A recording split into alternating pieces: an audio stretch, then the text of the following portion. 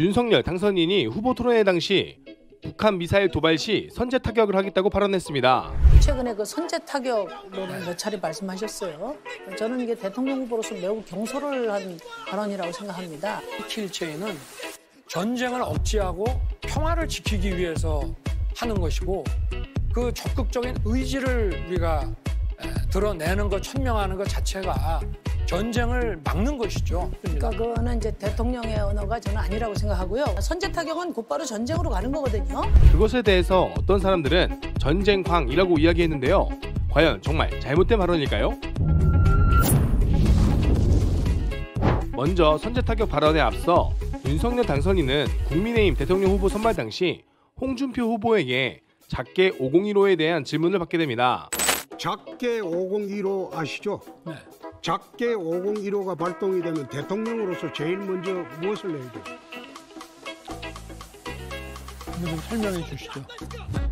당시 질문했던 이 작계가 501호, 북한에 대한 우리 한미연합군의 선제 타격을 이야기하는 작전 계획인데요. 먼저 작전 계획에 대해서 간단하게 설명하자면 작전 계획이란 군사 작전을 수행하기 위해 작성된 계획입니다. 쉽게 설명하면 이렇고, 군에서 사용하는 작전 계획은 실제 전쟁 상황 속에서 우리 군이 수행하는 절차에 대해서 미리 약속하고 정리해 놓은 것인데요. 수많은 전쟁 상황에 따라서 군이 수행하는 절차와 간단한 서로 간의 합의가 있다고 생각하시면 되겠습니다. 많은 사람들, 그리고 군인들도 잘 모르는 작전 계획과 관련된 단어가 있는데요. 여러분들은 훈련과 연습에 대한 차이점을 알고 계시나요? 이것에 앞서서 사람들이 많이 틀리는 부분부터 살펴봐야겠는데요. 바로 협동훈련, 합동훈련, 연합훈련의 단어 사용입니다. 대부분 그냥 여러 명이 뭉치면 연합했다, 합동했다, 협동했다 라는 식으로 사용되지만 군에서의 정확한 명칭은 협동이란 두 개의 병과, 즉 예를 들어서 보병부대와 포병부대가 함께 훈련을 한다거나 기계화 부대가 기동을 하는데 공병이 도와 다리를 놓거나 지뢰를 제거한다거나 하는 등의 두 개 이상의 병과가 함께 훈련하는 것을 협동이라고 합니다. 그렇다면 합동은 무엇일까요? 합동이란 병과를 넘어 육군과 해군, 해군과 공군 이렇게 타 군이 함께 훈련을 한다면 합동 훈련이 됩니다. 예를 들어서 해병대와 육군이 함께 훈련을 한다면 합동 훈련이 될 수 있겠죠. 마지막으로 연합훈련은 국가와 국가 간의 연합입니다. 가장 흔한 예로 한미연합훈련이 있을 수 있으며 영국군이나 프랑스군, 호주군이 또 함께 한다면 그때도 연합훈련이 될 수 있습니다. 그런데 훈련 중에는 호국훈련, 화랑훈련과 같은 국군들의 훈련이 있는데 을지태극 연습, UFG라 불리는 훈련은 왜 연습이라고 할까요? 군사 연습과 군사 훈련의 차이점을 여러분들은 아시나요? 훈련은 가상의 적, 예를 들어서 A라는 고지에 적이 주둔해 있다. 적 1, 2, 3군은 A 고지를 점령하여 방어진지를 구축하고 있으며 라는 식의 가상의 적을 가상의 공간에 설정하는 것이 훈련이 되겠으며, 적이 이렇게 기동한다면 이라는 가상의 훈련 상황을 조성해 실시하는 것을 훈련이라고 합니다. 그러나 연습은 실제 전시 상황에서 행해지는 절차로 적의 위치, 적이 실제로 할 수 있는 도발, 적이 가지고 있는 실제 규모의 군에 대응하는 전쟁 연습이라고 생각하시면 되겠습니다. 그렇기 때문에 북괴 김정은이 우리가 한미 을지 연습을 한다고 하면 전쟁 연습을 한다고 난리치는 이유가 되겠습니다. 아무튼 본론으로 돌아와 대한민국은 과거 작계 5027을 가지고 전쟁을 준비했습니다. 작계 5027이란 1974년 처음 만들어져 최근까지 우리 군의 주 작전 계획으로 쓰였습니다. 그런데 작계 5027의 가장 큰 문제점은 바로 북한의 핵공격에 대한 대응이 없다는 겁니다.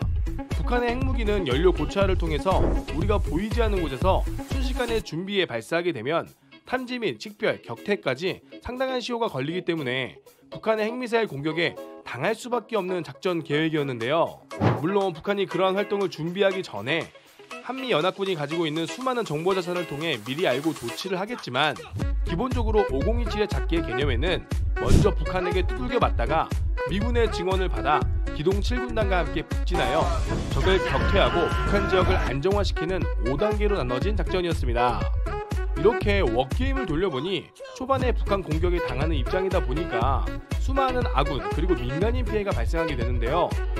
그리하여 방어적 작전 개념이 아닌 공세적 선제 타격의 방법으로 전환, 바로 작전계획 5015가 탄생하게 되었습니다. 2010년 이명박 정부부터 제안이 되어 작계를 발전시켜 2015년 6월 한미연합사령관 커티스 스케퍼로티와 당시 합참의장 최윤희 대장이 발효하면서 작게 5015가 세상에 알려지게 되었습니다. 작게 5015의 50은 태평양 사령부 한반도의 번호 50과 15년에 만들어진 계획으로 15가 붙어 5015가 되었습니다. 작게 5015는 2016년부터 이미 우리 군이 훈련에 반영해서 실시했으며 을지연습 당시 5015를 도입하자 워게임에서 초기의 전장 상황을 종료하고 바로 안정화 작전에 들어가 조기에 북한 지도부를 초토화하는 성과를 내기도 했으며 아군과 민간인의 피해를 최소화할 수 있는 계획이었습니다. 5015 작전 계획은 기존의 기동부대를 출동시켜 싸워야 했던 구시대적인 5027에서 발전된 무기를 통해 적의 눈과 귀, 양팔을 잘라버리고 시작하는 압도적인 작전 계획입니다. 자, 우리 군은 이러한 계획을 이미 시행 중에 있으며 군인들도 선제 타격에 대해서 대부분 알고 있는데 과연 이 발언이 무엇이 문제가 될까요? 심지어 국민의힘 대통령 후보자 선출 당시에는 몰랐다고 뭐라 하고 대통령 후보 토론회 때는 우리 군의 작기에 대해서 언급한 것에 대해 전쟁광이라고 하고 당연히 우리 대한민국의 군 통수권자라면 기본 작전 계획인 5015의 개념에 대해서 알고 있어야 하며 그러한 결단을 내리는 것이 대통령이기에 북한의 미사일 도발에는 우리 작전 계획을 실행할 수 있다고 이야기하는 것이 당연히 정상적인 발언이 아닐까요? 아니면 북한 미사일에 대해서 미사일이라 말하지 못하고 발사체라고 말하는 또 그러한 군이 되어야 되나요? 물론 대통령은 남북 간의 평화를 위해 힘써야 하며 도발이 일어나지 않도록 유지하는 것 또한 군 통수권자로 해야 하는 일입니다.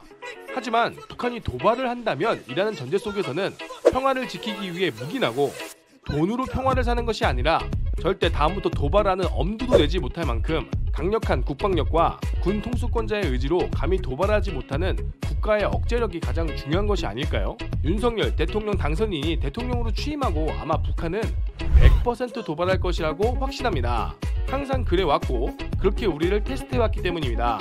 우리 군은 그러한 북한의 도발에 철저히 대응하고 도발한다면 도발한 것이 후회되도록 돌려주는 제대로 된 강단이 있는 군의 역할을 우리는 기대해야 되지 않을까요?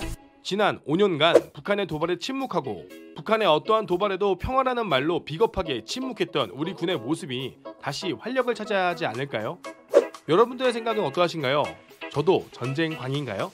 아니 근데 갑자기 윤석열 당선인은 대통령 집무실을 용산 국방부 청사로 옮기겠다고 합니다. 다음 편에 계속. Mission complete.